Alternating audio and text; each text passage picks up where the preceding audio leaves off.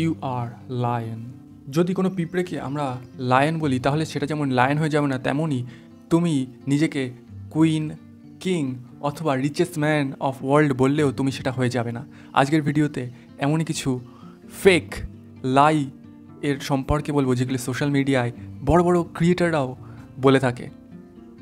যারা সত্যি শুনতে পছন্দ করে না তারা অবশ্যই ভিডিওটা স্কিপ করে যাও, কারণ আমি এটা বলতে পারি বাংলার প্রথম সেলফ রিফ্লেক্টিং ইউটিউব চ্যানেলই হলো স্কর্পম্যান। লাইক করে দাও, চ্যানেলটি সাবস্ক্রাইব করো এবং এই ভিডিওটি সকলের সঙ্গে শেয়ার করে দাও এবং নিচে কমেন্ট করে জানাও নেক্সট ভিডিও কিসের উপরে দেখতে চাও। সো লেটস আন্ডারস্ট্যান্ড কী ধরনের লাই সেলফ ইমপ্রুভমেন্ট নিয়ে তারা বলে থাকে। বেসিক্যালি তিনটে লাই তারা বলে।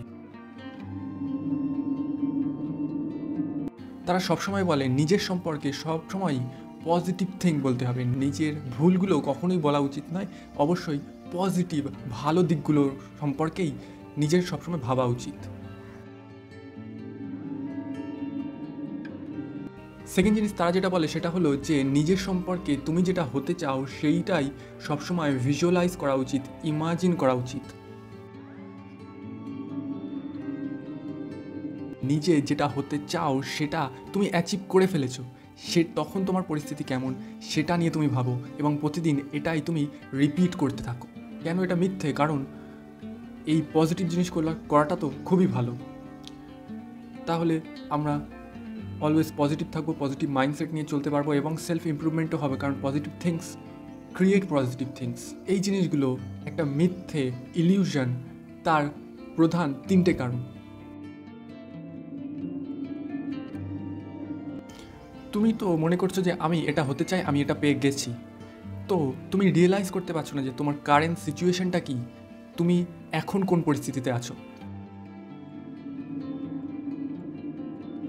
তুমি নিজেকে মনে করছো যে আমি এই সব গোলগুলো যেগুলো তুমি লাইফে হতে চাও সেগুলো অ্যাচিভ করে ফেলেছি, তাহলে এটা একটা ইলিউশনের ভেতরে তুমি বেঁচে আছো, কারণ এটা তো কখনোই রিয়েলিটি নয় যে তুমি তোমার গোলগুলো অ্যাচিভ করে ফেলেছো।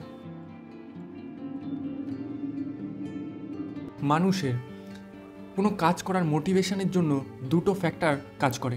প্রথমটা হলো relief from pain and gain pleasure. এই দুটো জিনিস আমরা এই সেলফ অ্যাফার্মেশন, ফলস সেলফের বিল্ড আপ করতে আমাদের সাইকোলজিক্যালি কাজে লাগে। কারণ হার্ডওয়ার্ক তারপরে আমরা সাকসেসফুল হতে পারি, কিন্তু যখন আমরা অ্যাফার্মেশন করছি, আমরা নিজেদেরই বলছি যে আমার গোলগুলো অ্যাচিভ হয়ে গেছে, তাহলে তখন কিন্তু এত হার্ডওয়ার্কে কোনো কিছুই দরকার হচ্ছে না। আমরা ইজি ওয়েটা বেছে নিচ্ছি যে এগুলো আমি বলবো এবং ধীরে ধীরে আমার সব গোলগুলো সেগুলো রিয়েলিটি হয়ে যাবে, কিন্তু এটা পুরোটাই একটা ইলিউশন।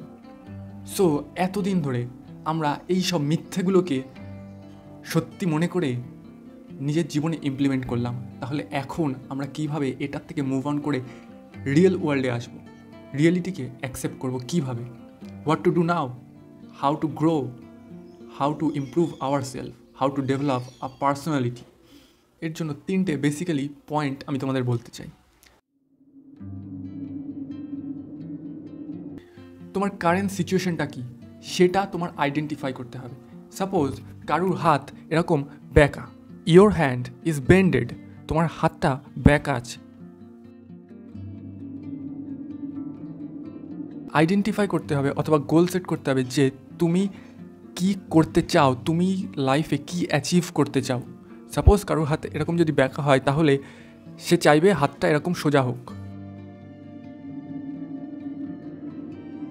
এরপরে তোমাকে সেই গোলটা অ্যাচিভ করার জন্য একটা রোড ম্যাপ তৈরি করতে হবে, অ্যাকশান প্ল্যান তৈরি করতে হবে। কীভাবে তুমি এই হাতটা ব্যাকা থাকলে সেটা সোজা করতে হলে কি কি অ্যাকশান তোমার নিতে হবে, কি কি পদ্ধতি তোমার ইমপ্লিমেন্ট করতে হবে তোমার লাইফে। Then you can grow in your real life. Realise that you are a cat and find way to become lion. ভিডিওটাতে লাইক করে দাও, চ্যানেলটি সাবস্ক্রাইব করে আমাদের সঙ্গে থাকো এবং এই ভিডিওটি অন্য সকল বন্ধুদের সঙ্গে শেয়ার করে দাও এবং নিচে কমেন্ট করে জানাও নেক্সট ভিডিও কিসের উপরে দেখতে চাও এবং আজকের ভিডিও থেকে তুমি কি শিখতে পারলে। This is all from my side today.